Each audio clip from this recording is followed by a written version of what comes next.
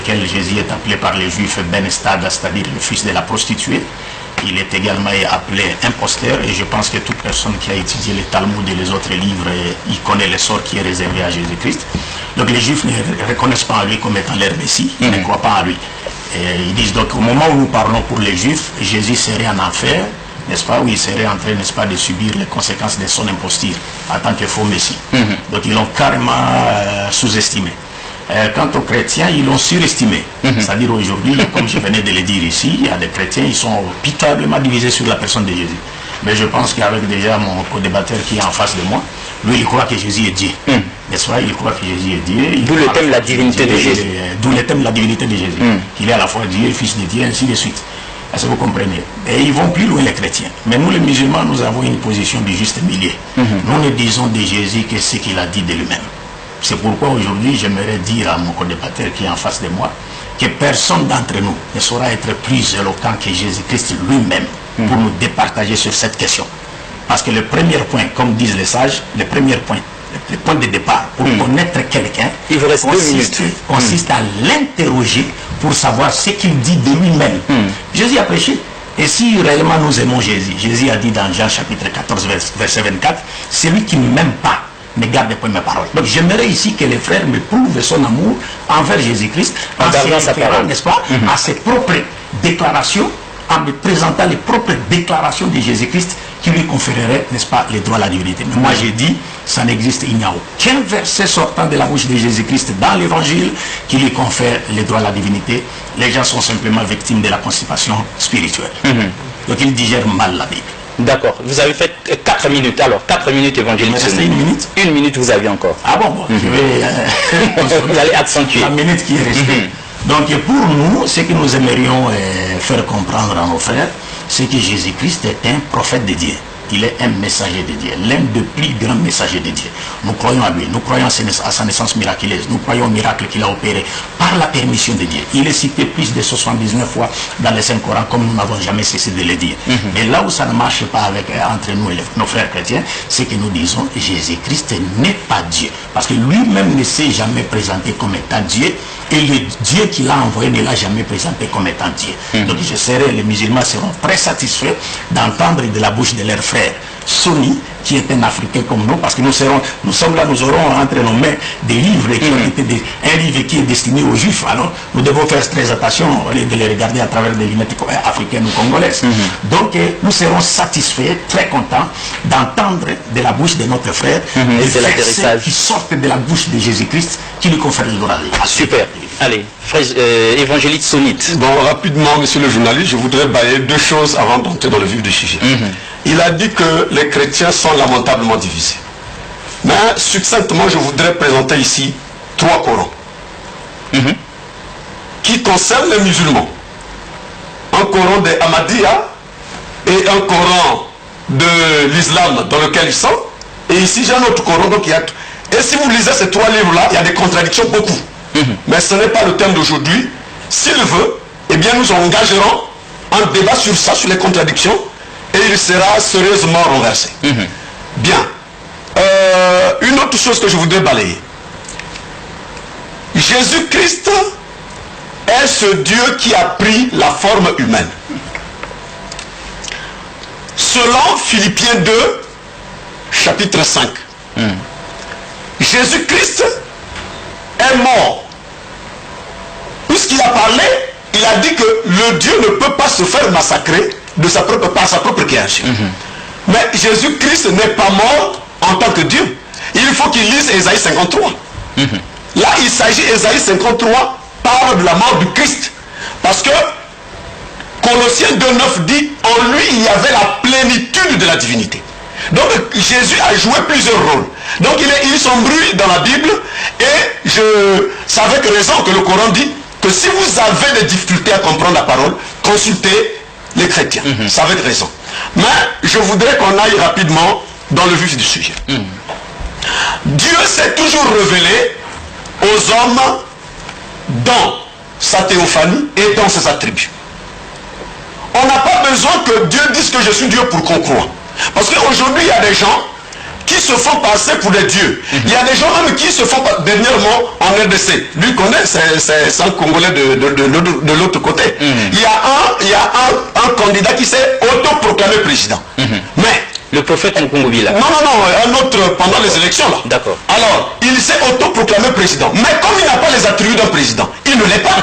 Donc ce n'est pas le fait de dire que je suis Dieu qu'on l'est. Il faudrait que vous ayez les attributs de Dieu pour que vous soyez Dieu. Bien. Alors donc je vais rapidement ouvrir la Bible. Vous avez dans Jean chapitre 8. Jean chapitre 8, verset 56 à 58. Je m'excuse. Jean chapitre 8, verset 56 à 58. Je lis. Abraham, votre père, a tressailli de joie de ce qu'il verrait mon jour. Il a vu et il s'est réjoui. Les Juifs lui dirent, tu n'as pas encore 50 ans et tu as vu Abraham. Jésus leur dit en vérité, je vous le dis, avant qu'Abraham fût, je suis. Alors, les Juifs étaient scandalisés pour d'entendre Jésus dire que je fus avant qu'Abraham fût, moi je suis. Alors, ça, les Juifs étaient scandalisés. Bon, maintenant, il faut chercher dans l'Ancien Testament le texte dans lequel Jésus-Christ se réfère. Parce qu'une fois, dans l'émission qu'il a faite avec Yala, il a menti. Quand il a dit, même le prophète Mohammed a dit qu'avant Adam, moi je fus. Dans le Coran, ça n'existe pas, c'est un menteur. Vous voyez donc, à tout bout de champ, il ment. Alors donc, il faut rechercher dans l'Ancien Testament, Genèse chapitre 18. Genèse chapitre 18. Genèse chapitre 18, verset, je vais lire les 3 premiers versets. 1 minute il reste, oui. Genèse chapitre 18.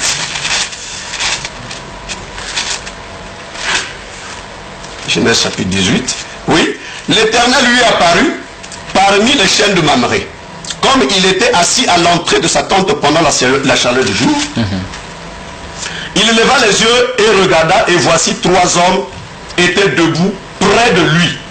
Quand il les vit, il courut au-devant d'eux, puis depuis l'entrée de sa tente, il se prosterne. Là, il s'agit de l'Éternel. J'avais dit que Dieu prend toujours un corps théophanique pour se manifester aux hommes. Je vais le demander dans le Coran.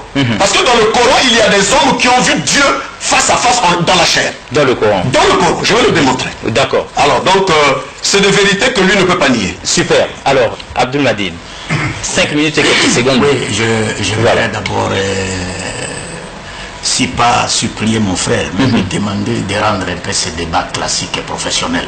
C'est-à-dire, au lieu d'utiliser des termes menteur, ça ne sert à rien. Faisons de sorte que ces débats soient adultes et professionnels, classiques. D'accord. N'est-ce pas? Et vous l'avez entendu, d'abord je ne laisserai pas passer cela, parce qu'il a fait allusion en disant, c'est une parenthèse, il y a 3 Corans qui se contredisent, mais je les mets au défi de me montrer une seule contradiction dans les 3 Corans, dans le texte original en arabe. Je les mets au défi. S'il me montre une seule contradiction dans le texte original en arabe, je m'agenouille devant lui, il me baptise ici, et je lui promets de porter une croix qui pèsera 20 kilos en cuivre pour manifester ma nouvelle foi chrétienne. Un seul verset dans les 3 Corans, dans le texte original en arabe. Parce qu'il est simplement victime des traductions. Et nous savons que dans la critique littéraire, qu'est-ce qu'on a appris? Toute traduction est trahison de l'original. Nous-mêmes, nous les musulmans, nous savons qu'il y a des fausses traductions du Coran. C'est pourquoi le Coran est le seul livre. Je ne voudrais pas ici lire ce qui est écrit par rapport à la Bible.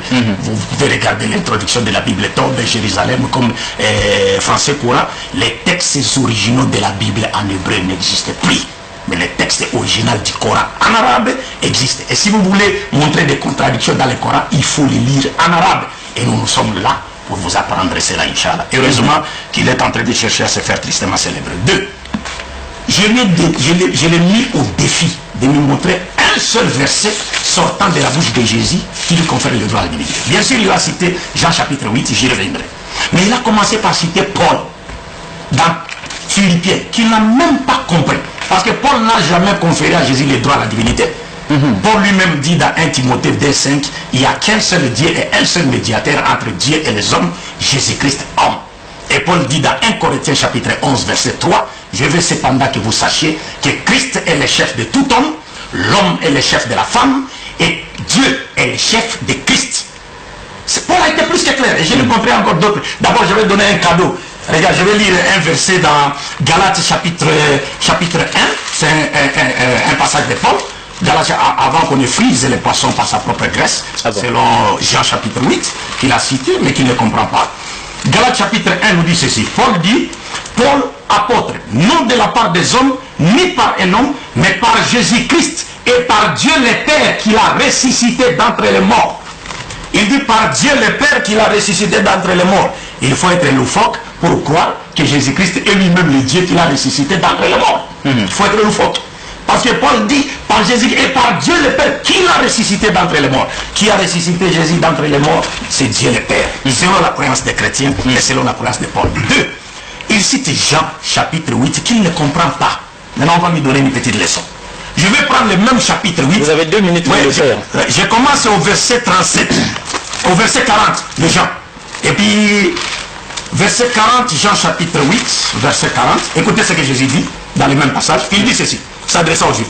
Mais, maintenant, vous cherchez à me faire mourir. Moi, un homme qui vous ai dit la vérité que j'ai entendue de Dieu. Cela, Abraham ne l'a pas fait. Vous faites les œuvres de votre Père. Il lui dit, nous ne sommes pas des enfants illégitimes, nous avons un seul Père, Dieu. Jésus-Christ leur dit, si Dieu était votre Père, vous m'aimeriez, car c'est de Dieu que je suis sorti et que je viens. Je ne suis pas venu de moi-même, mais c'est lui qui m'a envoyé. Ça, c'est toujours dans Jean chapitre 8. On pouvait lire jusqu'au verset 57, là où il a paracité. Maintenant, quel est l'essence de Jean chapitre 8? Le verset là où il a dit, quand Jésus dit, avant qu'Abraham me fît, moi je suis. Ça veut dire quoi, mon cher frère? Je vous ai dit, votre problème, c'est que vous regardez la Bible avec des lunettes congolaises ou africaines. Alors que Jésus était destiné aux Juifs. Il faut comprendre la terminologie juive. Vous avez cité Genèse chapitre 18. Il vous reste une minute. Il peut récupérer le temps. Parce que nous sommes là pour instruire les gens, n'est-ce pas? Il peut récupérer la minute. Vous avez cité Genèse chapitre 18 qui n'a rien à voir avec Jésus. D'ailleurs, vous ne verrez nulle part dans Genèse 18 là où Abraham a tressailli des joies quand les 3 hommes lui sont apparus. Nulle part. Parce que Jésus a dit, Abraham a tressailli des joies quand il a vu mon jour. Mais dans Genèse 18, vous ne verrez nulle part là où Abraham a tressailli des joies. Mais il était malheureux parce qu'il a plaidé en faveur du peuple de Sodome et Gomorrhe. Il était malheureux. 2. Les Juifs sont là. Ça, c'est la Bible des Juifs. Si vous voulez, on peut la lire en hébreu, parce que vous l'ignorez. Ça, c'est la Bible des Juifs. Écoutez ce que Rashi, le grand commentateur juif, dit par rapport à ces versets. Rapidement, il vous reste des poussières dessus. Il va récupérer. Nous sommes là. Non. On respecte le temps. On respecte le temps. Non. Mais on va perdre. Avec le respect du temps. Vous reviendrez si c'est comme ça, moi aussi je vais tirer en langue. Non. Il n'y a pas de problème. 5 minutes, c'est bon. Si c'est comme ça, moi aussi je vais tirer en langue. Je vous en prie. Je vous en prie. On respecte le temps. Je vous en prie, respectez le temps. Si c'est comme ça, je tire en langue. On est sur la Bible. Je vous en prie. Restez sur la Bible. Restez sur la Bible de 5 minutes. Ce n'est pas je vous en prie. D'accord. 5 minutes là. Vous aurez de nouveau la parole, vous reviendrez sur ça. S'il vous plaît. Là, vous allez vous entraîner dans les 5 minutes. Je vous ai pas interrompu. Vous avez débordé largement votre temps. Il m'a interrompu. Vous avez largement débordé votre temps. Bon, qu'est-ce qu'on peut faire là si vous ne Quand comprenez on pas? a besoin de connaître la vérité, Oh, mais ça. même si c'est Ça n'a fait l'échec. Monsieur le journaliste, ça n'a fait l'échec. Si quelqu'un si vous attendez, dans le débat, il doit respecter le journaliste. Voilà, on se va. Vous allez consommer votre temps, moi je tire en langue. D'accord. Ok, ça va. Alors, 5 minutes. donc, je vais le corriger. Quand il dit que la Bible dit que Dieu a ressuscité Jésus-Christ d'entre les morts. Vous savez, la Bible, pour la comprendre, il faut être un homme révélé. Je vais vous lire Jean chapitre 2, verset 19. Jean chapitre 2, verset 19. Là où Jésus-Christ lui-même dit, Jésus-Christ est en train de dire que détruisez ce temple et je le rebâtirai. Détruisez ce temple. Il parlait de qui? Il parlait de lui-même. Il devait mourir et ressusciter le 3e jour. Donc c'est des choses qu'il ne comprend pas. Alors, pour ne pas retarder les choses, je disais que Dieu se révèle aux hommes dans la théophanie. Il prend un corps et il se révèle. Je vais prendre le Coran chapitre 15, versets 52 à 60. Je vais lire rapidement. Quand ils entrèrent, donc ici il s'agit d'Abraham. Quand ils entrèrent chez lui, ils dirent salam. Il dit, nous avons peur de vous. Donc c'est Abraham qui dit. Ils dirent, n'aie pas peur. Nous t'annonçons une bonne nouvelle, la naissance d'un garçon plein de savoir. Il dit, m'annoncez-vous cette nouvelle alors que la vieillesse m'a touché? Que m'annoncez-vous? Il dit, nous t'annonçons la vérité, sois donc de ceux qui ne désespèrent pas. Il dit, tu désespères la miséricorde de ton Seigneur, sinon les égarer. Il leur dit, que voulez-vous, ô envoyés? Abraham dit à ces visiteurs-là, il les appelle les envoyés. Alors, les envoyés d'Allah, il dit, en vérité, nous sommes envoyés à des gens criminels. Ce sont ces envoyés qui parlent. À l'exception de la femme de Lot, que nous sauverons tous, sauf sa femme. Nous, Allah, les invités qui se présentent à Abraham, disent que nous sommes Allah. Nous, Allah, avons déterminé quel sera du nombre des exterminés. Vous voyez, au départ, quand ils visitent Abraham, ces gens-là se présentent comme envoyés de Dieu. Alors que c'est Dieu lui-même. À la suite de temps, Dieu vient révéler son identité à Abraham. Il dit que nous, Allah, avons décidé que sa femme sera du nombre des exterminés. Vous voyez, donc c'est des choses qu'il ne comprend pas. J'ai toujours dit que Dieu prend une forme d'homme. Il prend toujours un corps théophanique pour se manifester, pour se révéler aux hommes. Alors ici, c'est Dieu lui-même. Selon Genèse 18 que nous avons lu. Ici, c'est la Bible là-bas. Ici, au départ, ces gens-là se présentent comme envoyés. Est-ce que lui peut comprendre ça? C'est un mystère de Dieu que lui ne peut pas comprendre. Vous voyez, toutefois que les choses le dépassent lui, vous voyez qu'il va s'en prendre à sa barbe, il va commencer à tirer sa barbe comme ça. Parce qu'il est dépassé par les choses. Il ne peut pas comprendre ces choses-là. Il n'y a que nous qui sommes révélés. Là, il ne peut pas me dire le contraire. C'est son propre livre. Il vous reste une minute. Ces envoyés-là se présentent à Abraham comme envoyés de Dieu. Mais à la suite des temps, au fur et à mesure qu'ils causent avec Abraham, ces envoyés-là dévoilent leur identité. Il dit, nous, Allah, avons décidé quel sera du nombre des exterminés. Vous voyez que, monsieur le journaliste, c'est plutôt lui, pour utiliser son propre terme, c'est lui qui souffre de la constipation. C'est lui qui souffre de la constipation. Parce que son propre livre n'arrive pas à le comprendre. Moi, je suis obligé de lui expliquer son propre livre. Vous voyez, donc c'est malheureux pour un musulman comme ça, qui n'arrive pas à comprendre les choses de son propre livre. Super. Alors, 5 minutes. Ça va, je pense que, encore une fois, je me répète en disant, rendons les débats adultes et professionnels et classiques. J'étais en train de parler de Genèse chapitre 18, parce que les gens prennent la liberté avec la Bible, en disant, citant Genèse 18, Abraham a vu mon Dieu, il a tressailli de joie. J'ai dit que dans Genèse, vous ne verrez nulle part Abraham tressaillir de joie. Nulle part. Et ceux qui ont visité Abraham, dans la Bible comme dans le Coran, ce sont des anges. Quand vous parlez de la théophanie, vous ne comprenez pas la théophanie, je vais vous aider à comprendre cela. Ça, c'est le commentaire des Juifs, et Jésus a dit dans Matthieu chapitre 23, verset 1 à 3, les scribes et les pharisiens sont assis dans la chair de Moïse, faites tout ce qu'ils vous diront, mais n'imitez pas leurs actions. Être assis dans la chair de Moïse, c'est-à-dire maîtriser la Torah de Moïse. Si vous voulez comprendre la Torah, allez chez les Juifs. Alors, le verset dit ceci, voici 3 hommes, Rachid explique, le grand commentateur, Rabbi Moshe ben Yitzhak. Rachid dit, un pour annoncer la bonne nouvelle concernant Sarah, Michael, un pour détruire Sodome, Gabriel, un pour guérir Abraham, Raphaël. Donc pour les Juifs même, vous n'entendrez jamais de la bouche d'un Juif vous dire que là, c'est Dieu qui était littéralement venu sur la terre. Non, mon frère, les mouvements de monter, descendre, aller, revenir, partir, sortir, ça sont des mouvements qui appartiennent aux créatures, qui n'ont rien à voir avec les créatures qui créent toutes choses par son ordre de soi et c'est. Il n'a pas besoin de cela. Mais simplement, vous ne comprenez pas parce que vous êtes victime de l'ignorance de l'anthropomorphisme. C'est-à-dire, lorsqu'on attribue à Dieu des formes humaines, vous ne comprenez pas l'essence. 2. Quand vous avez parlé d'Abraham, Jésus dit avant qu'Abraham fît, moi je suis. Mais c'est simple. Je vous ai dit ici dans Luc chapitre 16, verset 19, vous descendez jusqu'en bas. Jésus nous raconte l'histoire du riche et pauvre Lazare. Il dit, le riche quand il était mort et le pauvre Lazare, le riche a demandé à Abraham à ce qu'on lui fasse revenir encore au monde pour qu'il fasse de bonnes œuvres. Mais Abraham a refusé, a dit, c'est pas pratiquement impossible. Il a insisté. Abraham a dit, ils ont Moïse et les prophètes. Comment Abraham a-t-il su qu'il y a un prophète qui est venu après lui, qui s'appelait Moïse? Parce que que Jésus dit, votre père Abraham a vu mon jour. Voir le jour de quelqu'un ne voudrait pas dire être son contemporain. Voir le jour de quelqu'un veut dire il a eu une révélation de la part de Dieu que le Messie viendra. Il a vu le Messie par révélation. N'est-ce pas quand les chrétiens présentent le Messie, Jésus, ils disent il est de la postérité d'Abraham. Lorsque Dieu dit dans la Bible que toute l'humanité sera sauvée à travers la postérité d'Abraham, les chrétiens disent cette postérité, il s'agit de Jésus. Encore faut-il se poser la question, comment voulez-vous que Dieu soit de la postérité d'Abraham? Dieu peut-il être une postérité d'Abraham? Alors, donc Abraham a vu Moïse, il n'a même pas cité nommément Jésus, mais il cite nommément Moïse. Il dit, ils ont Moïse et les prophètes, qui les écoutent. Comment a-t-il su qu'il y a un prophète qui est venu après lui qui s'appelait Moïse? Simplement parce que les gens ne comprennent pas le langage des prophètes dans la Bible. Il cite un verset du Coran, mon frère. Vous ne verrez nulle part dans ces versets du Coran, dans son texte, je le mets encore au défi, qu'on nous lise les textes originaux.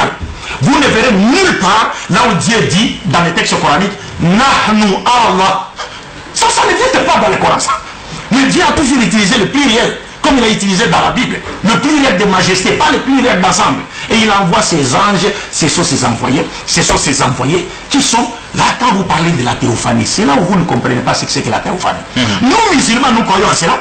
Mais quand on parle de la théophanie, l'apparition, la manifestation de Dieu, ça veut dire quoi? Le messager de Dieu, qu'il soit Jésus ou Mohammed ou tous ces autres messagers de Dieu. Mais c'est la théophanie de Dieu. Parce qu'ils sont les centres où la volonté de Dieu est connue. Si vous voulez connaître la volonté de Dieu, il faut aller vers ces messagers. Ces messagers deviennent la manifestation de Dieu, pas l'incarnation de Dieu. Quand on dit, Dieu a pris un corps, vous êtes en train de nous enseigner l'hindouisme.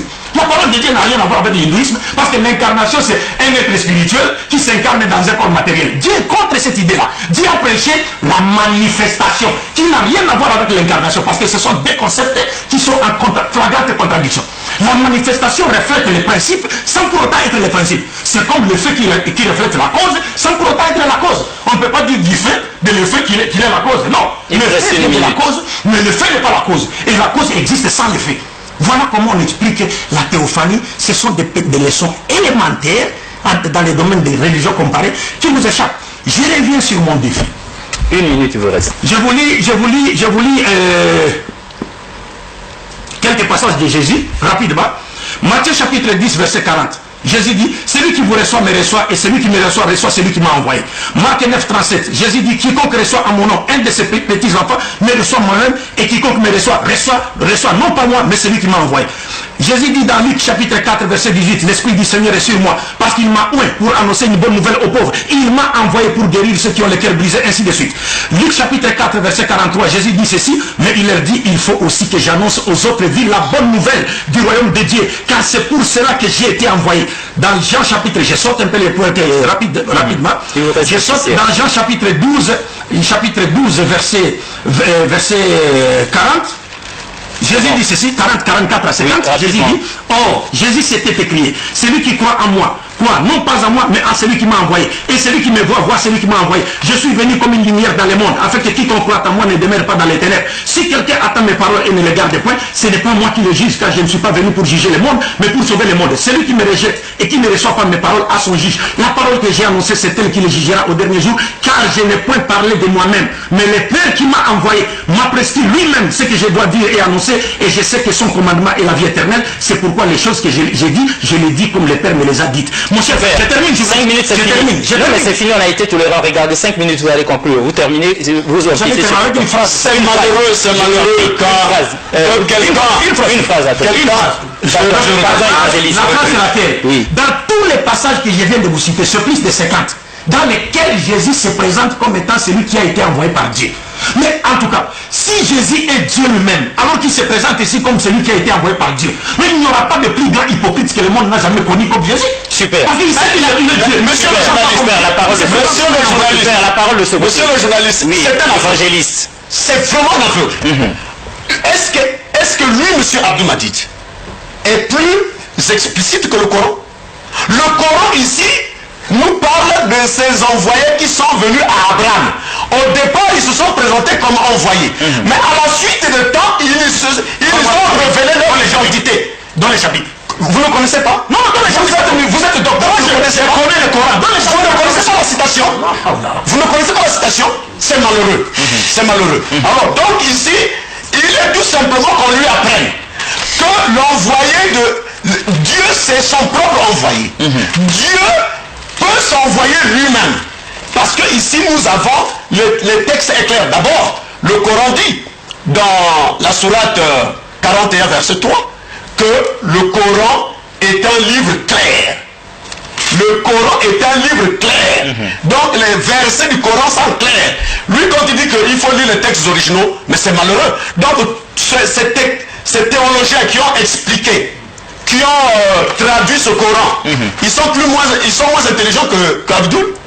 C'est regrettable qu'il puisse nier son propre livre. Dire ici qu'il faut chercher les textes originaux. Donc ici, c'est pas de l'original. Donc c'est un livre modifié. C'est malheureux. C'est malheureux. Tu fais la honte des musulmans. Franchement. Alors ici, le texte dit bien que quand Abraham a reçu ces hommes, ils se sont présentés comme envoyés. Mais au 60e verset, ici, les envoyés dévoilent leur identité. Ils disent nous Allah. Ils sont en causerie avec Abraham. Ils disent nous Allah avons déterminé quel sera du nombre des exterminés. Ce sont ces envoyés-là. Alors pour l'aider à comprendre, je vais prendre Zacharie chapitre 2. 2 minutes. Zacharie chapitre 2, verset 10 à 11. Je lis. Pousse des cris d'allégresse et réjouis-toi, fille de Sion. Voici, je viens et j'habiterai au milieu de toi, dit l'Éternel. Retiens bien ça, monsieur Abdul Majid. Retiens bien ça. Dit l'Éternel. Beaucoup de nations s'attacheront en ce jour-là à moi et deviendront mon peuple. J'habiterai, c'est Dieu qui parle. J'habiterai au milieu de toi, fille de Sion. Et tu sauras que l'Éternel des armées m'a envoyé. Mais c'est un langage divin. Les choses spirituelles, on ne peut pas les comprendre mécaniquement. Monsieur Madou dit doit faire école. Monsieur Abdoul, parce que la Bible dit, si vous n'êtes pas révélé, vous ne pouvez pas comprendre les choses de Dieu. Je vais encore lire un verset du Coran. Coran, chapitre 57, verset 3. Coran, chapitre 57, je vous en prie. Verset 3. Voilà. Ici on dit, c'est lui qui est le premier, donc Allah, Dieu, qui est le premier et le dernier, le visible et le caché. Le visible, donc Dieu, on peut le voir lorsqu'il se manifeste dans sa théophanie. Il n'a rien à m'apprendre. C'est malheureux. Donc Dieu est visible et invisible. À quel moment il est visible, monsieur le journaliste? C'est lorsqu'il prend un corps théophanique. Il vient se manifester, se révéler aux hommes, comme nous l'avons lu dans le Coran ici. Je ne vais pas lui donner la sourate parce qu'il ne connaît rien. Mais s'il veut, au sortir de là, je vais lui communiquer cette référence. Vous communiquerez la sourate. C'est un docteur zéro. Super. C'est un minutes, Abdul Majid. Encore une fois de plus, je reviens en interpellant la conscience de mon frère en disant faisons de ce débat un débat adulte, classique, professionnel. Jusque-là, il n'y a pas un seul verset qui nous a été présenté sortant de la bouche de Jésus qui lui confère directement les droits à la divinité. C'est pourquoi on est en train de se distraire en disant n'importe quoi parce qu'on n'a pas de verset. Parce que vous savez, le débat sur la divinité de Jésus peut facilement, cette question-là, on peut facilement répondre à cette question en posant une autre question. Où le Christ a-t-il dit je suis Dieu? Ça ne dit nulle part. C'est pourquoi il faut aller à touche à tout. On ne connaît rien, on veut parler. 2. Il a dit non, Abdul Majid est aveugle. C'est lui qui est aveugle. Je vais vous montrer le véritable aveugle maintenant dans la Bible. Jean chapitre 9, verset 17. Écoutez le véritable aveugle. Jean chapitre 9, verset 17 nous dit ceci. Et il y a une division parmi eux. Il dit encore à l'aveugle. C'est un aveugle de naissance à qui Jésus a rendu la vie par la permission de Dieu. Mais les gens lui demandent, que dit-il de celui qui t'a rendu la vie? C'est un aveugle de naissance. Hein? Moi et les frères, nous voyons. Il dit, toi, que dis-tu de lui qu'il t'a ouvert les yeux? Il répondit, c'est un prophète. Donc, un aveugle de naissance à qui Jésus a rendu la vie, on lui pose la question devant Jésus. Qu'est-ce que tu dis de celui qui t'a rendu la vie? Il répond, c'est un prophète. Un monsieur qui est voyant, qui voit, on lui demande qui est Jésus, il dit, il est Dieu. Maintenant, entre vous et cet aveugle de la Bible, qui est véritablement aveugle? Vous comprenez, mon cher frère Sonny? Donc, la cécité n'est pas la cécité physique, mais plutôt la cécité spirituelle. Mais l'aveugle qui était devant Jésus, il le présente comme étant prophète, comme l'islam le présente. Et aussi, Vous étiez bien sûr en train de blaguer en disant non, quand Abdelmadid n'a pas de réponse, il commence à toucher sa barbe. Vous ne savez pas que Jésus a porté la barbe? Mais vous adorez un Dieu qui a porté la barbe comme moi, non? Alors, deux, je reviens en disant ceci.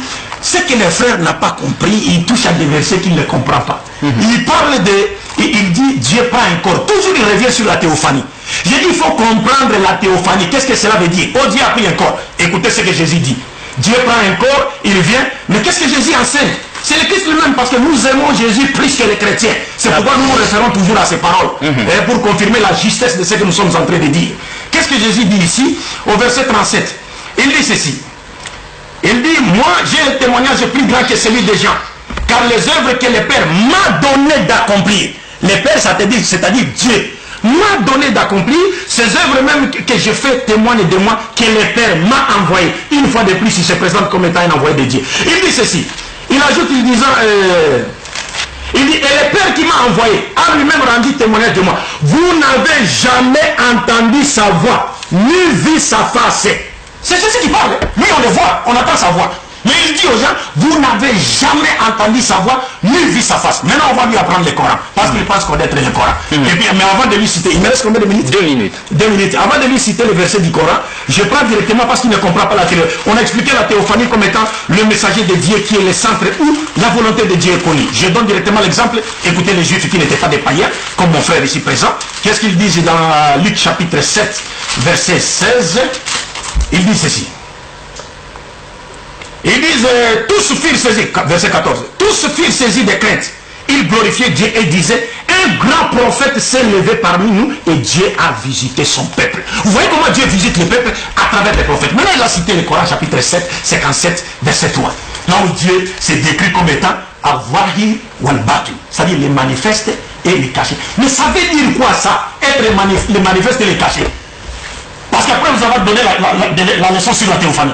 Quand on présente Dieu comme étant avoir les manifestes, ça veut dire quoi? Ça signifie Dieu se manifeste à travers ses œuvres qui témoignent de son existence et de son unicité. Alors, al-Batin, le caché, ça veut dire quoi? C'est-à-dire Dieu a la connaissance de toutes choses. Mais lui-même, il restait invisible. Personne ne peut le voir. Mais lui, il voit toutes choses, il connaît toutes choses. C'est pourquoi on appelle Awahir wal-Batin, qui n'a rien à voir avec les interprétations alambiquées que les frères est en train de faire ici. Et Jésus confirme cela dans la Bible. Dieu, personne ne l'a vu, ni n'a entendu sa voix, alors que les chrétiens étaient en train de le voir et d'entendre sa voix. Il me reste combien de minutes? 1 minute. Et 1 minute. Merci beaucoup. Je reviens encore sur le verset que j'ai donné avant. Parce qu'il faut vraiment que les téléspectateurs soient nourris spirituellement. Ici, je vous donne un verset de Jésus-Christ lui-même. Rapidement, parce que reste des un verset de Jésus-Christ lui-même dans Jean chapitre 20, verset 17. Jésus dit ceci, s'adressant à Marie de Magdala, il lui dit, ne me touche pas, car je ne suis pas encore monté vers mon Père, mais va vers mes frères et dis-leur que je monte vers mon Père et votre Père, vers mon Dieu et votre Dieu. Super. Le Dieu de Jésus, c'est notre Dieu à nous. Super. Alors, cela n'annule pas la divinité, c'est un langage divin. 5 minutes. Alors, Jésus-Christ a dit dans Jean chapitre 8, verset 42, pourquoi ne comprenez-vous pas mon langage? Donc, M. Abdelmadid a un problème de langage avec Jésus. C'est tout. Son aveuglement se situe là seulement. Donc, en rentrant chez toi, va consulter ce verset-là. Jean chapitre 8, verset 42. Alors, il a triché, je vous ai dit que c'est un menteur. Il a triché avec, il dit que Dieu est manifeste et caché. Il est en train de faufiler avec les termes. Lisez ici, mais je suis sur le journaliste. Là où j'ai souligné. Comme ça, ceux qui nous suivent chez eux vont bien écouter. D'accord. Il est le premier et le dernier. Visible et caché. Alors pourquoi voulez-vous virguler? Là où les textes sont. Oh, mes enfants. C'est votre Bible, c'est votre Coran. Mais nous prenons votre livre. Nous y croyons. Mais pourquoi vous voulez camoufler ça? Mais ça veut dire quoi être manifeste? Pourquoi vous voulez camoufler? Mais vous pouvez éviter ce terme-là. Vous dites le manifeste. Ici on dit le visible et l'invisible. Alors donc, M. Abdelmadid, vous avez intérêt à prendre. Je continue ma défense. Je vais prendre la Bible dans Ésaïe 35, verset 4 à 5. Dites à ceux qui ont le cœur troublé, prenez courage, ne craignez point. Voici votre Dieu, la vengeance viendra, et la rétribution de Dieu, il viendra lui-même et vous sauvera. C'est Dieu qui parle. C'est une prophétie de Dieu par Ésaïe qui dit que Dieu viendra lui-même dans un corps théophanique, dans un corps de chair. Il habitera parmi vous et il vous sauvera. Cela est confirmé dans le Coran, chapitre 59, verset 2. Coran, chapitre 59. 59, je vous en prie. Vous avez 3 minutes. 59, verset 2. Je vais lire. C'est lui qui a expulsé de leur maison ceux parmi les gens du livre qui ne croyaient pas lors du premier exode. Vous ne pensiez pas qu'ils partiraient. Et ils pensaient qu'en vérité leur forteresse les défendrait contre Allah. Mais, suivez bien, mais Allah est venu à eux. Allah est venu à eux. Donc, vous ne pouvez pas... C'est le Coran qui parle. Ça, c'est en rapport avec Ésaïe 35.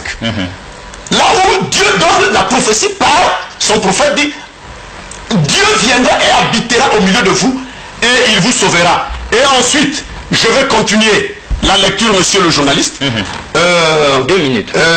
Au verset 5, il dit ceci. Alors s'ouvriront les yeux des aveugles, s'ouvriront les oreilles des sourds, alors les boiteux sautera. Donc il cite les signes par lesquels on reconnaîtra que le Dieu promis dans les Écritures est arrivé. Alors, comment devons-nous comprendre cela dans la Bible? Matthieu chapitre 5, chapitre 11, pardon. Matthieu chapitre 11. Matthieu chapitre 11. Oui. Verset 4. Jésus répondit, allez rapporter à Jean ce que vous entendez et ce que vous voyez. Les aveugles voient, les boiteux marchent, les lépreux sont purifiés, les sourds entendent, les morts ressuscitent, la bonne nouvelle est annoncée. Donc ça, c'est l'accomplissement de Ésaïe 35. Et le Coran vient appuyer ça dans la sourate, le Coran chapitre 59, verset 2. Allah est venu à eux. Mais enfin, donc, monsieur Abdul Madid ne comprend, il fait un effort de ne pas comprendre. Il sait dans son cœur que je dis la vérité. Mais il a honte de le témoigner devant ses frères. Sinon il sera rejeté. Monsieur Abdul Madid, n'ayez pas honte de reconnaître que votre livre, le Coran, a parlé des choses claires qu'aujourd'hui je suis en train de vous enseigner. Je peux continuer, monsieur? 1 minute, il vous reste. Des poussières. Alors, donc là j'ai parlé de la théophanie. Je vais parler des attributs maintenant. Des poussières, rapidement. Des attributs. Le premier attribut, c'est que le Coran dit dans le chapitre. Les attributs. C'est pile. Oui, j'ai cru avoir oublié un verset là, parce qu'on avait cité Zacharie chapitre 2, verset 10 à 12, qui n'a rien à voir avec la venue littéralement d'un prophète. Nous avons la traduction juive et la langue hébraïque à côté, et vous verrez que sa traduction qu'il a lue est la traduction de la Bible à Jérusalem, de Jérusalem plutôt, et celle-ci, la traduction des Juifs, la traduction de Rabbinat, il y a une contradiction de la traduction. Donc s'il y a des contradictions de la traduction, nous devons lire les textes originaux et faire l'analyse des textes originaux. Mais écoutez ce que les Juifs écrivent dans la traduction de Zacharie, qui est un livre qui n'est pas destiné aux chrétiens parce que ça fait partie de l'Ancien Testament. Les chrétiens le lisent seulement pour leur culture. Hola, hola, fuyez du pays du Nord, dit l'Éternel. Car comme aux 4 vents du ciel, je vous ai dispersé, dit l'Éternel. Hola, Sion, sauve-toi, toi qui demeures avec la fille de Babel. Oui, ainsi parle l'Éternel Tsebaoth. Donc il y avait Tsebaoth, à la poursuite de l'honneur, il m'a envoyé.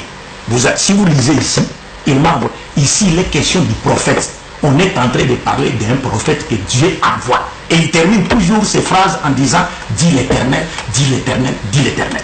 Et les Juifs, jamais, vous ne verrez chez les Juifs, on vous dit ici, c'est l'Éternel lui-même qui était venu. Simplement parce que les gens sont victimes de la constipation spirituelle. La preuve, c'est laquelle? Regardez ici. Moi, je suis parfaitement d'accord avec lui quand nous lisons des passages qui nous parlent de la venue de Dieu.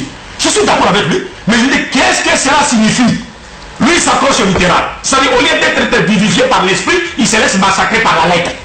Il pense que Dieu va venir littéralement comme ça. Mais non, c'est pas ça.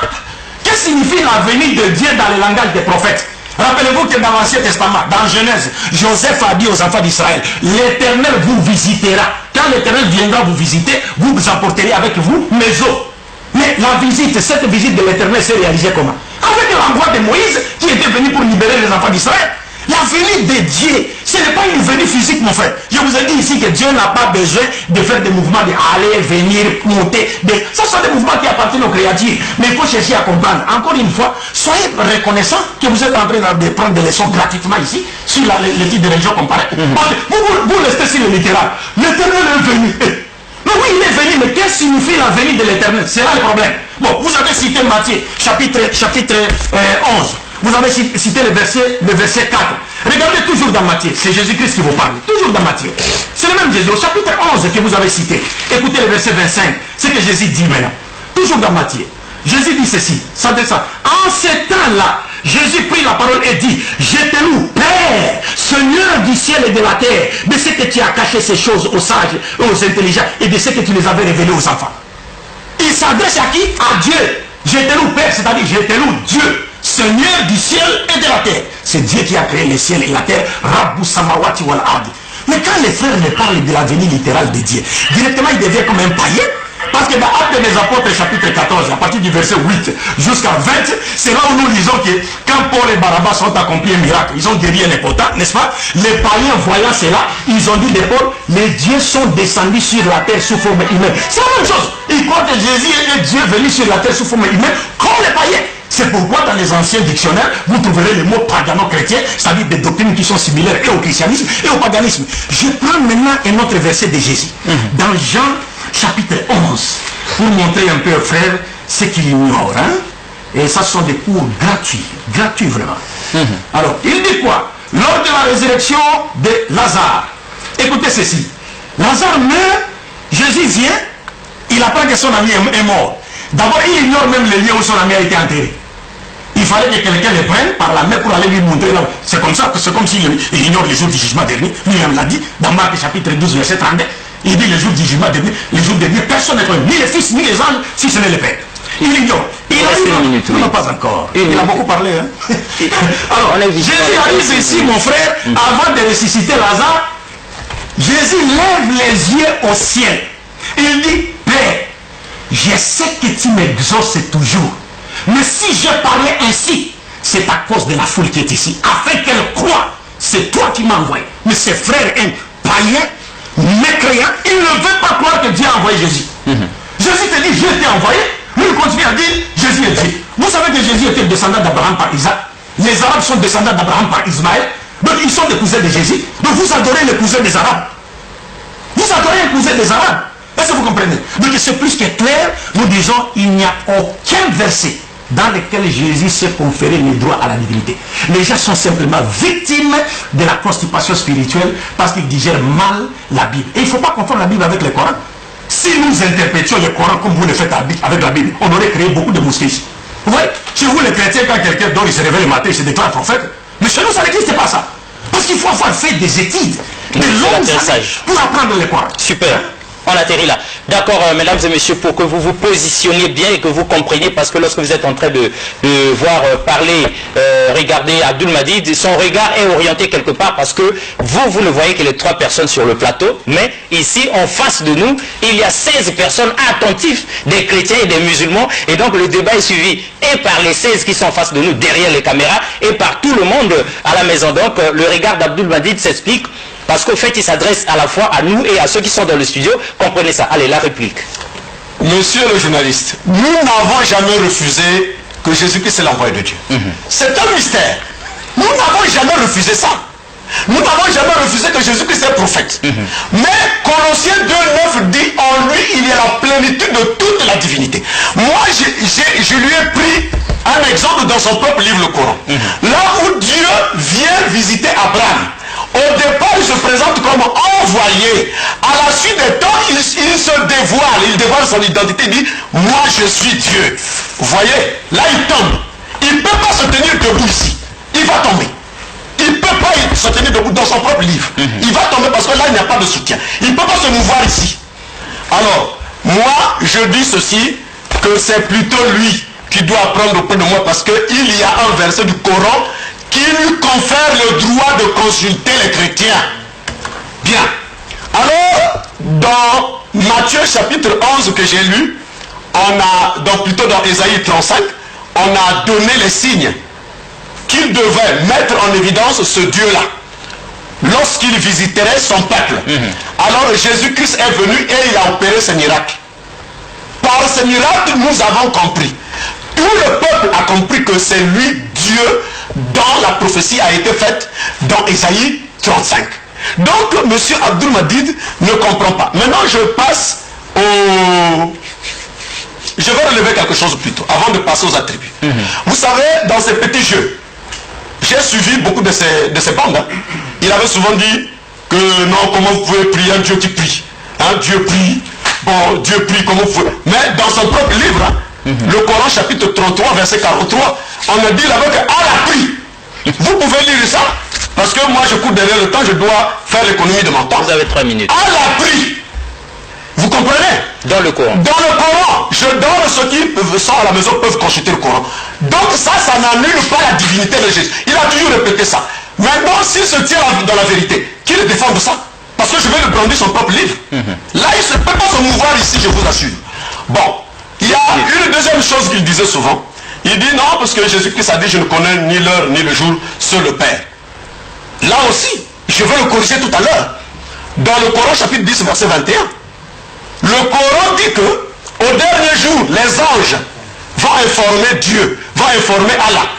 Parce que lorsque un croyant marche à gauche, à droite, il a des anges qui prennent note de tout ce qu'ils font. Et au dernier jour, ces anges-là vont présenter ces actions-là à Dieu. Donc leur Dieu est censé ne pas savoir ce qui se passe sur la terre des hommes.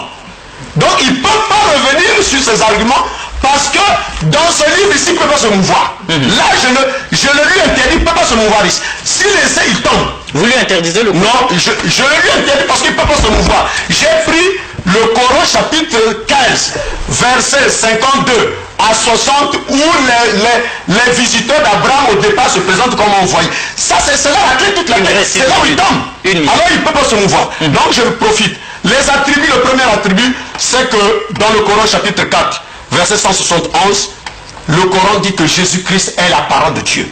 J'évite de fouiller les... Ils peuvent ici, si je mens, ils peuvent me contester. Dans le Coran chapitre 4, verset 171, le Coran dit que Jésus-Christ est la parole de Dieu. Mais que cela signifie? Mais la parole de Dieu, c'est Dieu lui-même. Ça, c'est un attribut fort. Est-ce que M. Abdul Madid, tel qu'il est là, il peut faire la distinction entre lui et sa parole? Mais la parole d'Abdul Madid, c'est Abdul Madid lui-même. On ne peut pas dissocier la parole d'avec sa personne. Ça, s'il essaie de se mouvoir là, il va tomber encore. Il va tomber. Donc, cela, cette vérité, je la tiens dans Jean chapitre 1er. Au commencement était la parole était avec Dieu, et la parole était Dieu. Super. Confirmé dans le Coran chapitre 4, verset 171. Qui dit que Jésus-Christ est la parole de Dieu. Super. Et Apocalypse 19, verset 13. Super, Abdul Madid. Ça va, vous savez ce que j'étais en train de dire, c'est que quand on n'a pas d'argument, on essaie, n'est-ce pas, de distraire les téléspectateurs en citant des passages qu'on ne maîtrise pas. Premièrement, je lui cite le Coran chapitre 2, verset 186. Il est dit ceci: et quand mes serviteurs t'interrogent sur moi, alors je suis tout proche. Je réponds à l'appel de celui qui me prie quand il me prie, qu'il réponde à mon appel et qu'il croit en moi, en fait qu'il soit bien guidé. Et Dieu est appelé dans le Coran Al-Alimul Khabir, c'est-à-dire celui qui connaît tout. Avant que ça n'arrive, il connaît tout. Et le verset dit, il est plus proche même de l'homme que sa veine jugulaire. Est-ce que vous comprenez?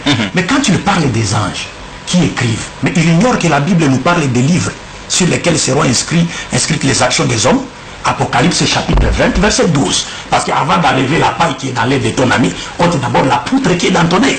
La même chose est dite dans la Bible, sauf que dans la Bible, on ne vous dit pas qui écrivait cela. C'est le Coran seul qui vous dit, parce que Dieu a créé beaucoup d'anges. Les anges ont leur rôle à jouer.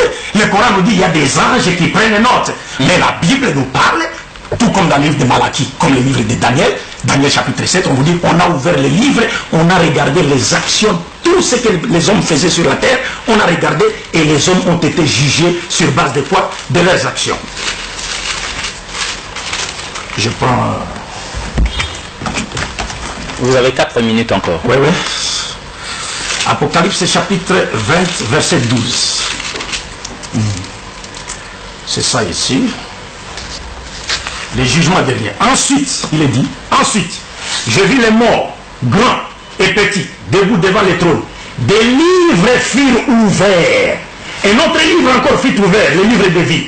Les morts furent jugés selon ce qu'ils avaient fait, d'après ce qui était écrit dans le livre. Ça, c'est la Bible. Mais vous seulement dans la Bible ignore qui écrivent les actions des êtres humains. Aucun verset ne dit dans la Bible qui vous dit que ce sont les anges qui écrivent ça. Mais le Coran nous dit, les anges ont pour rôle d'écrire nos actions. Et ce ne sont pas dans des livres comme ça, mon cher frère. Parce que si aujourd'hui nous avons des iPads, pensez-vous qu'au ciel, il y a des livres physiques comme ça. Non, ça a un sens, parce que le mot livre a un sens très large, que ce soit en arabe, que ce soit en hébreu. Mais la même réalité est dite dans la Bible. Bon, il a parlé encore de quoi? Il a fait allusion à quoi? Il a fait allusion à la prière. Mais c'est trop malheureux. Il dit que Allah prie dans le Coran, mais c'est trop malheureux. La prière d'Allah dans le Coran, c'est la prière sur les prophètes. La prière des anges, c'est la prière sur les prophètes. La prière des croyants, c'est la prière sur les prophètes. Adam n'adore pas les prophètes, les anges n'adorent pas les prophètes, ni nous les musulmans, nous adorons les prophètes. Mais pour Jésus, c'est la prière adressée à Dieu. Il adore Dieu.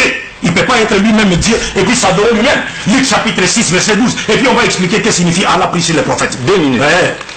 Luc chapitre 6, verset 12, la Bible nous dit clairement ceci. 6, 12.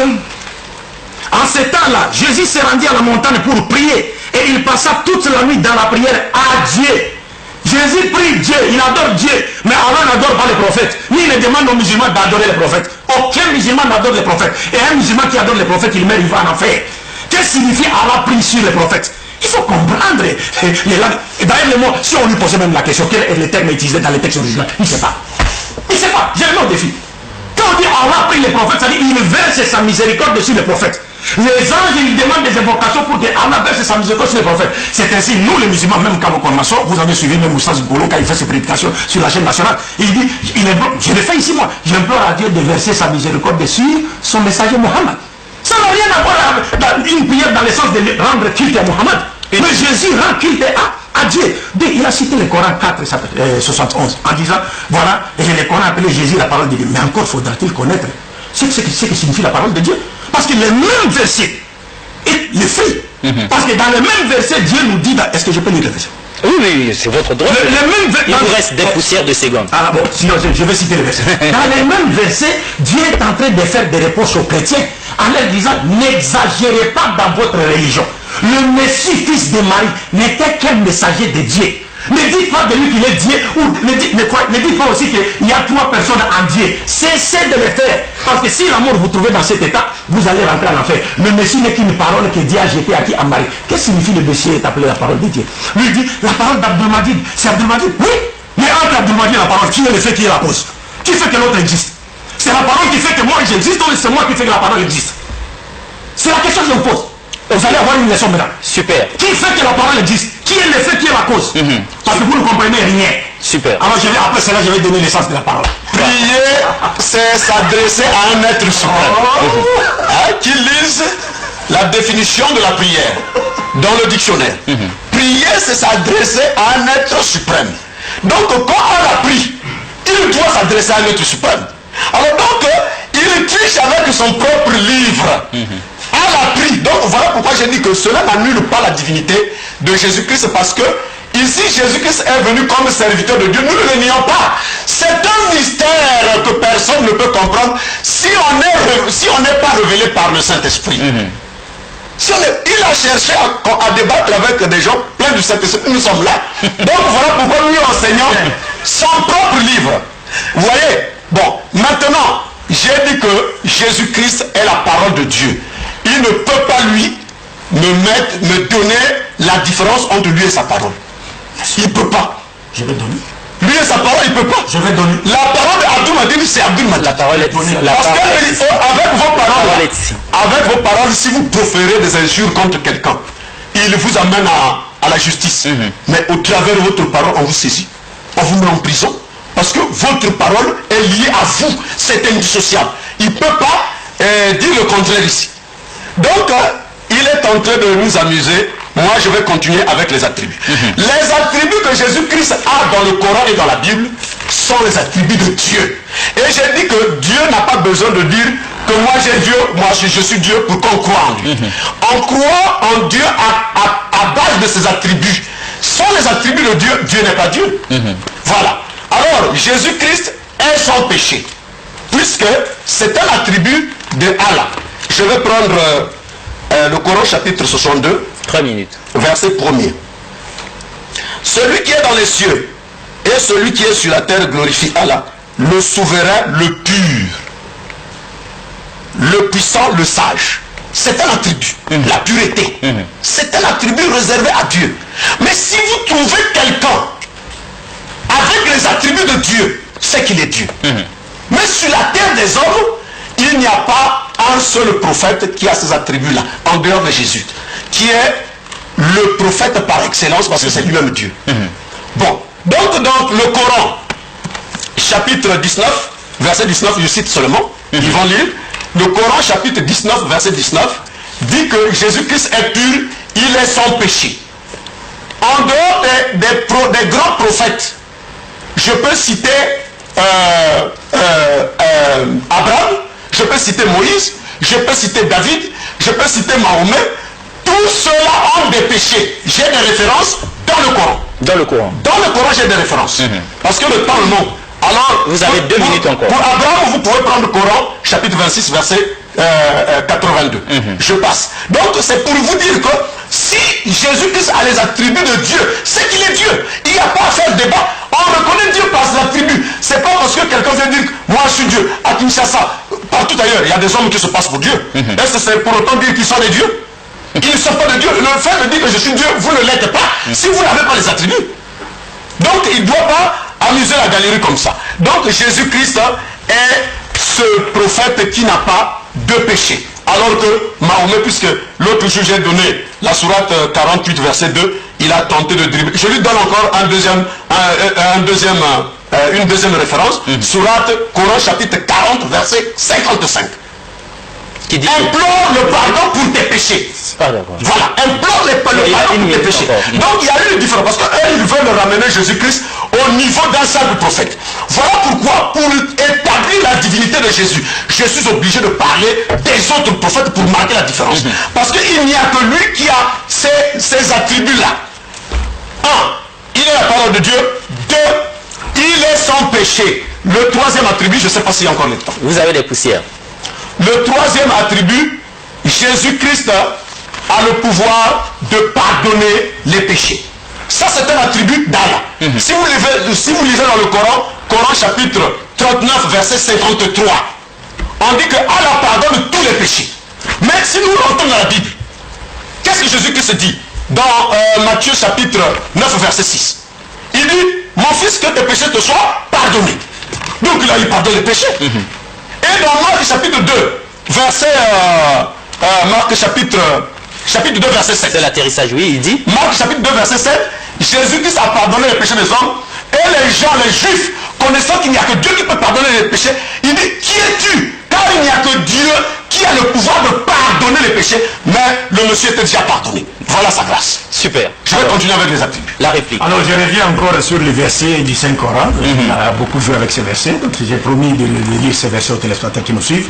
C'est Coran chapitre 4, verset 171 qui dit ceci: aux gens du livre, entre parenthèses chrétiens. C'est dans le même verset qu'il lit nous, Allah, il y a une parenthèse que tu ne trouveras pas dans les textes originaux. Parce qu'Allah utilise toujours les nous dans le Coran, les nous de majesté, pas d'ensemble. Et le Coran te montre clairement que ceux qui ont été envoyés chez Abraham, c'était des anges, pas Dieu. Mais ils viennent parler au nom de Dieu. Alors c'est comme l'ange qui a parlé à Agar, il a dit, je multiplierai ta postérité. Ce n'est pas l'ange qui multipliera, c'est Dieu qui multipliera. Mais il fait un discours direct au nom de qui? Au nom de Dieu, mais il ne comprend pas cela parce qu'il est victime de la constipation spirituelle. Coran chapitre 4, verset 171, aux gens du livre, entre parenthèses chrétiens, parce qu'on fait allusion à eux ici, n'exagérez pas dans votre religion. Et ne dites d'Allah que la vérité. Le Messie Jésus-Christ de Marie n'est qu'un messager de Dieu. Sa parole qu'il envoya à Marie est un souffle de vie venant de lui. Croyez donc à Allah et à ses messagers et ne dites pas toi, cessez, ce sera meilleur pour vous. Allah n'est qu'un Dieu unique. Il est trop glorieux pour avoir un enfant. C'est à lui qu'appartient tout ce qui est dans les cieux et sur la terre, et Allah suffit comme protecteur. Jamais le Messie ne trouve indigne d'être un serviteur d'Allah, ni les anges rapprochés de lui. Et ceux qui trouvent indigne de l'adorer et s'enflent d'orgueil, et il les rassemblera tous vers lui. Le Messie, c'est un messager. Lorsqu'on a le Coran appelle Jésus la parole de Dieu, c'est simplement parce que Jésus a été conçu dans l'utérus maternel, dans la ventre de Marie, sans l'intervention du gamète mâle, rien que par l'ordre créatif de soi et c'est, comme cela est dit également dans l'évangile de Luc, où l'ange s'est présenté devant Marie en lui disant, tu deviendras enceinte. Marie a dit, mais comment cela serait-il possible au moment où aucun homme ne va toucher? L'ange dit, non, mais rien n'est impossible à Dieu. Quand il décide de quelque chose, ça arrive. C'est pourquoi on a appelé Jésus la parole de Dieu, parce qu'il a été conçu miraculeusement, sans l'intervention du gamète mâle. Le Coran nous parle de 4 miracles, la 4 façons dont Dieu a créé la race humaine. Adam sans père, sans mère, il n'a pas goûté à la face comme Jésus, il n'est pas resté dans les liquides amniotiques d'une femme comme Jésus, il n'a pas rendu sa mère impure comme Jésus. Selon la Bible, Jésus a rendu sa mère Marie impure pendant 7 jours par sa naissance. Et Job chapitre 24, verset 4 à 6 nous dit, le fils de l'homme est impur, le fils de l'homme n'est qu'un vermisseau. Donc, mais Adam est sorti adulte, Ève n'avait pas de mère, de père et de mère. Adam était considéré comme son père parce qu'il a été tiré de son côté, à l'exemple de la mère à aider. Jésus qui est né sans père avec une mère, et nous qui naissons selon la loi commune avec des pères et des mères. Regardez maintenant, le frère vient encore pour dire, il dit, mais parmi les preuves qui montrent que Jésus est Dieu, mais ça m'étonne, hein? C'est-à-dire quand Jésus lui-même dit, Père, je fais cela pour que la foule croie que tu m'as envoyé, ses frères ne veulent toujours pas croire. Et quand Jésus dit, je monte vers mon Dieu, qui est votre Dieu, ses frères ne veulent toujours pas croire. Et il dit, c'est un mystère. Oui, mais c'est un mystère, c'est le mystère de l'ignorance et de l'apostasie. C'est comme les Indiens qui croient que la vache qu'ils adorent est une divinité. Quand les Indiens adorent la vache, ils pensent que la vache est un Dieu. À côté des Indiens, en Inde, moi j'étais en Inde, les musulmans prennent la vache, les gorges et la bouffent. Pendant que les Indiens les adorent la vache. Donc, et quand les frères, regardez un peu encore, toujours montrer qu'il ne connaît pas même la Bible. 2 minutes. Il dit, Jésus a dit, encore une des preuves de sa divinité, Jésus avait le pouvoir de pardonner les péchés. Mais qui lui a donné ce pouvoir? Selon la Bible. Mais Jésus dit, tout pouvoir m'a été donné, mais par qui? Mais c'est Dieu qui lui a donné ce pouvoir. Et même quand Jésus reviendra, comme le dit Paul, on va lire dans 1 Corinthiens chapitre 15, verset 28, qui nous parle du retour de Jésus. Et Paul dit quoi à propos de Jésus, à qui Dieu avait donné le pouvoir? Il dit ceci, et ça c'est un verset Katagouruma. C'est un verset Katagouruma. Il dit ceci, et lorsque toutes les choses lui seront soumises, alors le Fils lui-même, c'est-à-dire Jésus, sera soumis à celui qui lui a soumis toutes les choses, afin que Dieu soit en tout et pour tous. Jésus avait le pouvoir de pardonner les péchés, mais il a eu ce pouvoir de qui? De qui le détient-il? Mais de Dieu, c'est Dieu qui lui a donné le pouvoir. Si le président Sassou donne le pouvoir à l'un de ses ministres, d'autres ministres devient le président Sassou. Mais le président Sassou qui lui a donné le pouvoir, il a encore le pouvoir de lui arracher le pouvoir qu'il lui a donné. Et c'est ça fait de lui le président Sassou. Voilà comment les gens prennent la liberté avec la Bible. Il vient maintenant, il dit quoi? Il dit, bon voilà, il me reste une minute. Il y a un point là qui m'a un peu échappé là, auquel il a fait allusion là. Il parle de Jésus, il dit, Jésus est Dieu parce qu'il avait le pouvoir de pardonner les péchés. C'est ce que je venais de le dire ici. Et il dit, il n'a pas commis de péché. Mais est-ce qu'il a défini le péché? La Bible, si je lui montrais des gens qui n'ont pas commis de péché ici, qu'est-ce qu'il dira? Qu'il me définisse seulement le péché, je vais lui montrer des gens qui n'ont pas commis de péché. Dans la Bible. Ils existent là.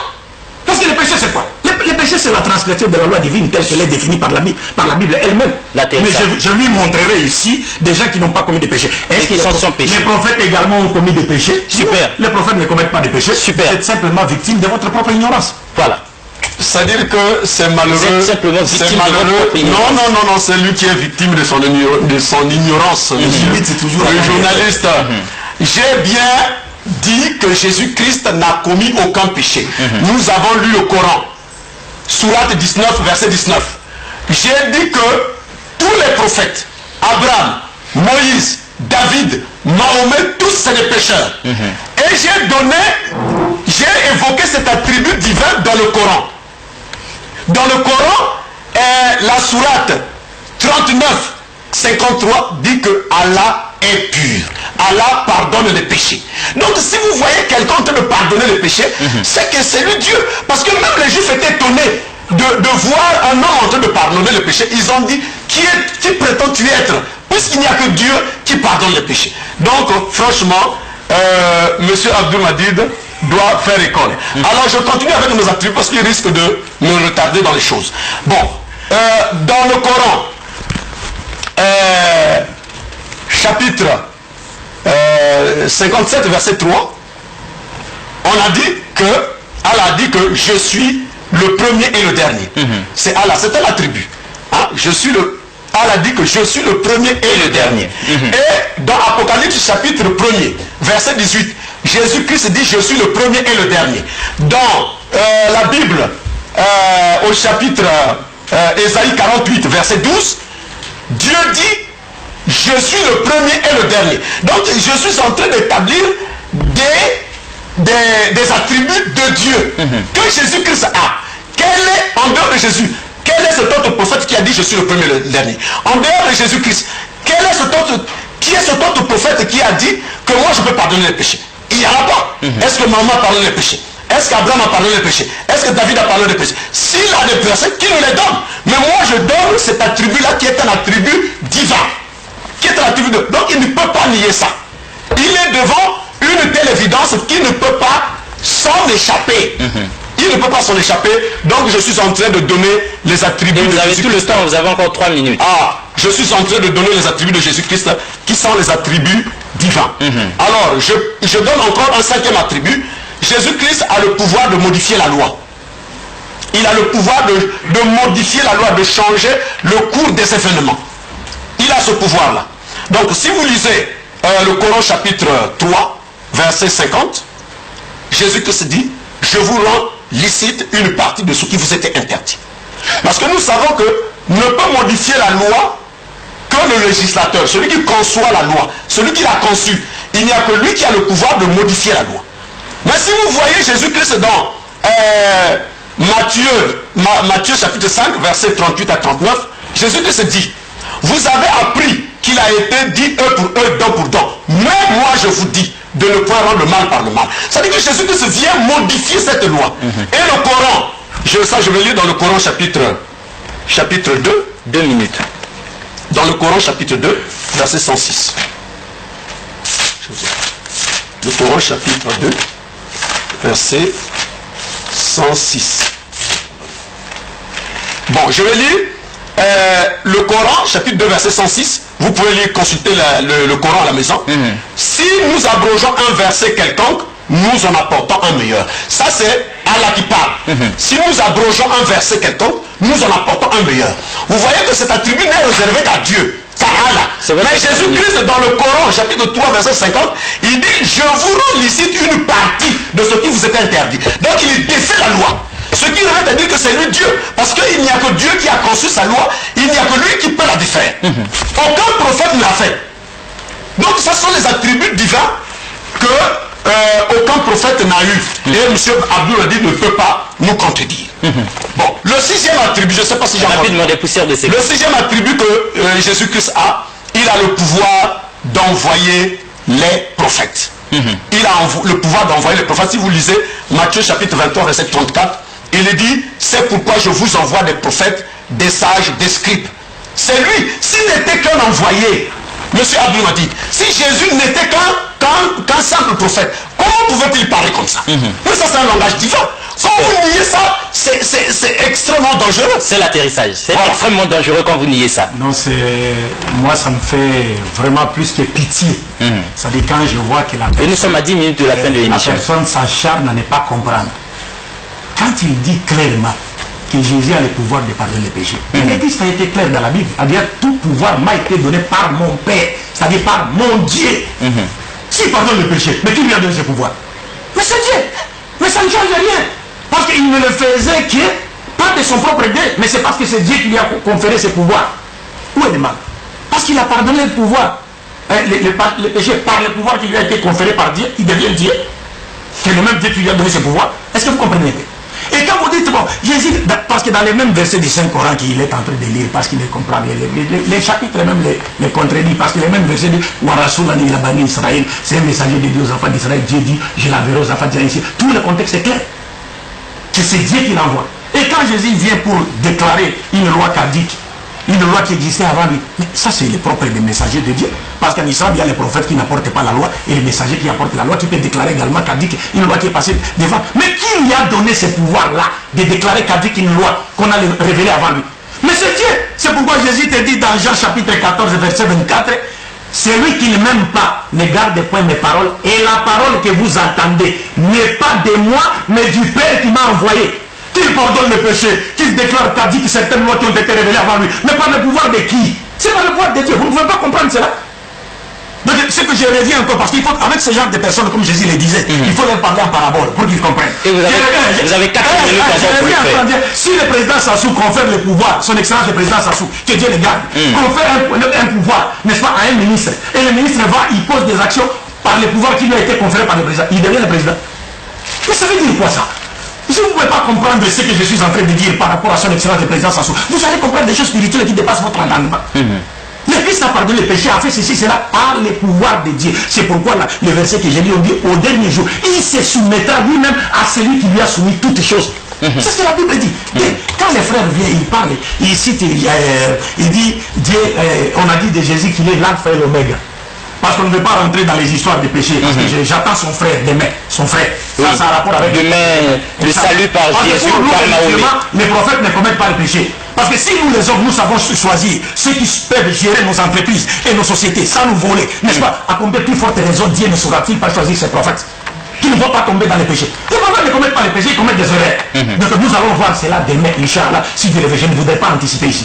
Mais quand il revient, il dit, Jésus a dit, on a dit à Jésus qu'il est l'alpha et l'oméga. Oui, mais c'est vrai, c'est ce que la Bible dit. Il a cité l'Apocalypse. Est-ce qu'il a compris quelque chose?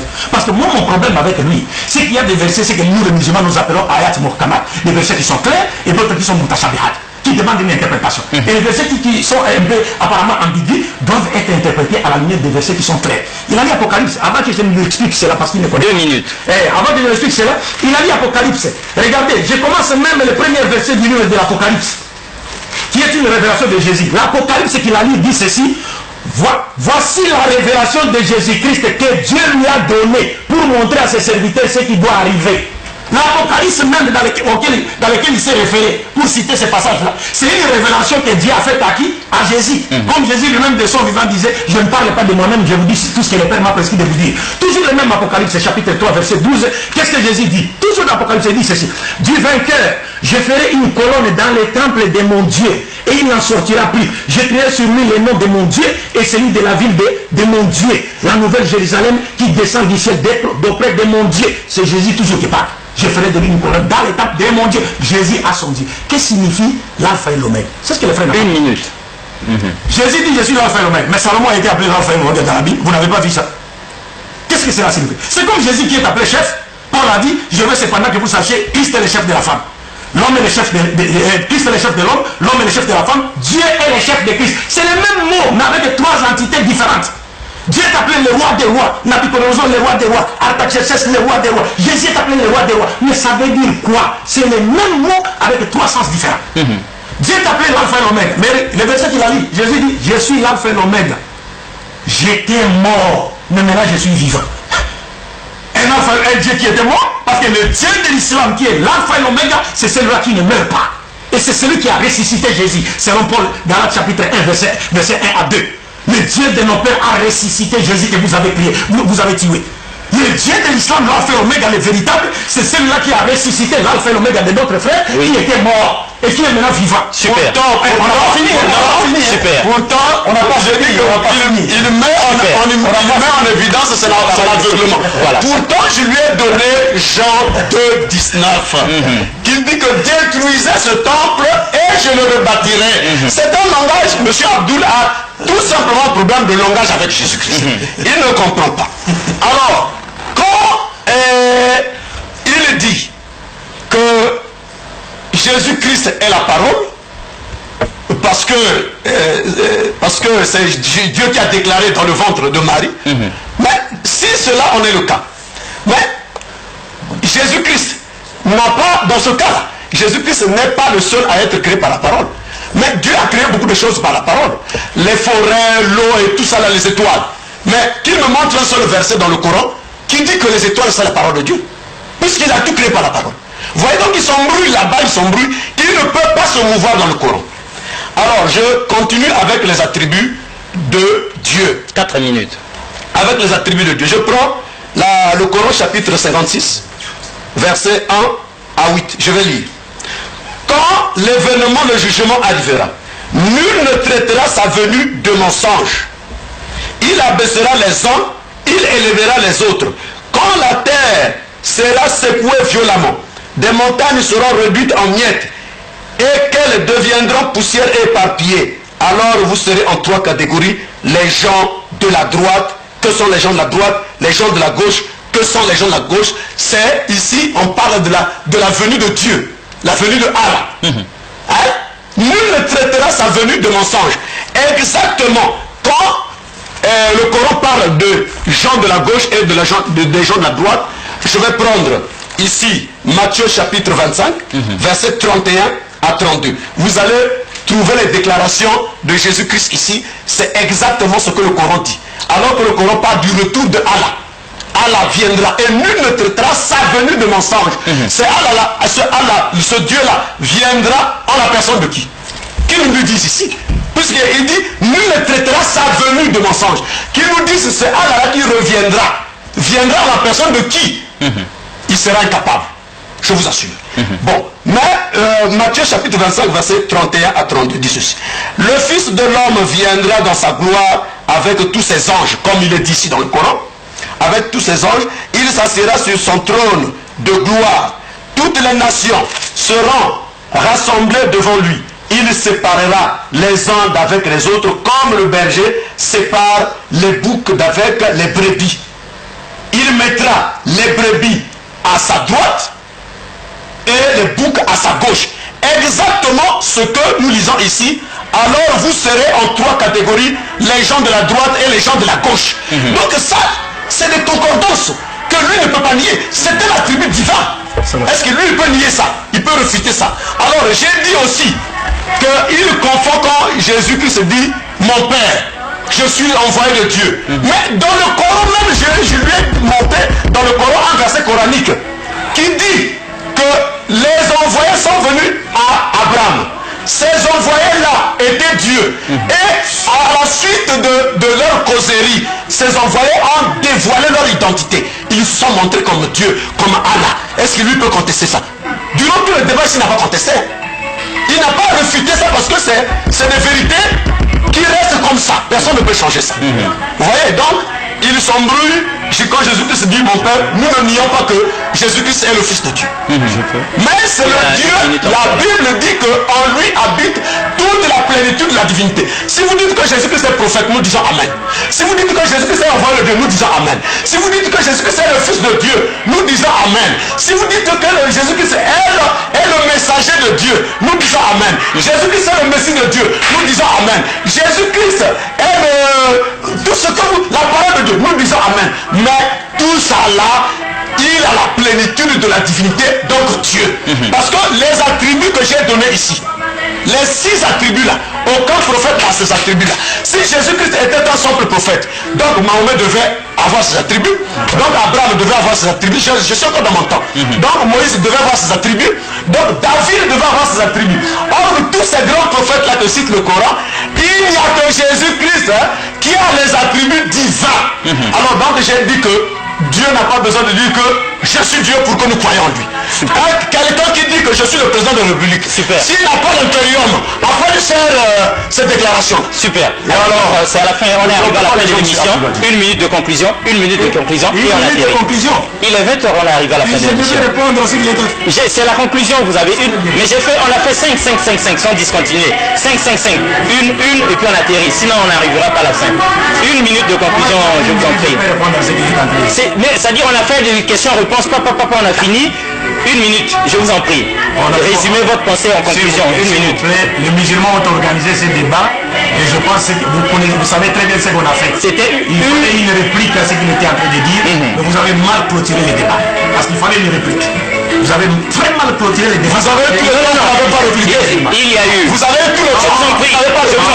Si vous revoyez les images, attendez Abdul, je vous en prie. Attendez d'abord, je vous en prie. Si vous revoyez le film, vous verrez qu'il y a eu 5 jusqu'à la fin. 1 minute de conclusion et 1 minute de conclusion. Je veux dire simplement ceci, que le frère ne veut simplement pas comprendre.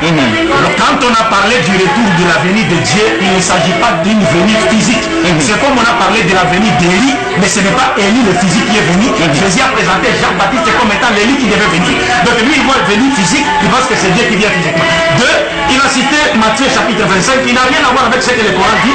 Écoutez Matthieu 25 34 qui dit ceci, alors le roi, c'est-à-dire Jésus, dira à ceux qui seront à sa droite, venez, vous qui êtes bénis de mon Père. Recevez le royaume qui a été préparé pour vous avant même la fondation du monde. Venez vous qui êtes bénis dès mon Père, c'est-à-dire dès mon Dieu. Encore une fois de plus, le passage auquel il s'est référé ne confère nullement à Jésus-Christ le droit à la divinité. Et le frère était incapable de nous montrer un seul verset sortant de la bouche de Jésus qui lui confère le droit à la divinité. Mais il s'est épargné. Je vous ai montré les attributs. Je vous ai montré les attributs. Alors, donc je lui ai montré les attributs de Dieu qui sont les attributs de Jésus-Christ. J'ai donné 6 attributs. Je le mets au défi qu'il me montre parmi tous ces prophètes-là. Abraham, Moïse, David, Mahomet, qu'il me montre un des prophètes qui a les attributs ici dans le Coran comme dans la Bible, comme Jésus-Christ. Il n'y en a pas. Mais si vous trouvez quelqu'un qui réunit tous ces attributs-là, qui sont les attributs de Dieu, avant de donner ces attributs-là à Jésus-Christ, j'ai donné ces attributs, je donnais les références de ces attributs de Allah qui sont dans le Coran. Et lui a été tout simplement incapable de démontrer que ces attributs-là, les autres prophètes aussi pouvaient les avoir. D'accord. Alors, cela dit, mesdames et messieurs, super. Cela dit, mesdames et messieurs, nous arrivons à la fin de cette émission. C'était donc avec plaisir la divinité de Jésus. Et donc, pour en découdre une fois pour tous, pour toutes avec ce thème, nous avions eu Abdul Madid à notre gauche et Sonit Zola à notre gauche. Et donc, pour en finir, et la pensée du jour, c'était donc, il y a un temps pour se battre et un temps pour débattre. Ce qui vient d'être fait. Au revoir et à la prochaine. Mais demain, ne manquez pas, 22h, après les no comments de DRTV, il y a donc l'affrontement final entre Abdul Madid et le frère Jérémy qui avait osé le défier. Et alors ce sera le salut entre Mahomet et Jésus. D'où viendra-t-il? Mais encore un troisième épisode dans l'air, parce qu'Abdul Madid pourrait affronter le docteur Bosco Ben Youssef dans ce thème de quelle origine est le christianisme et l'islam, du christianisme et de l'islam, quelle est la religion d'origine satanique. Au revoir et à la prochaine.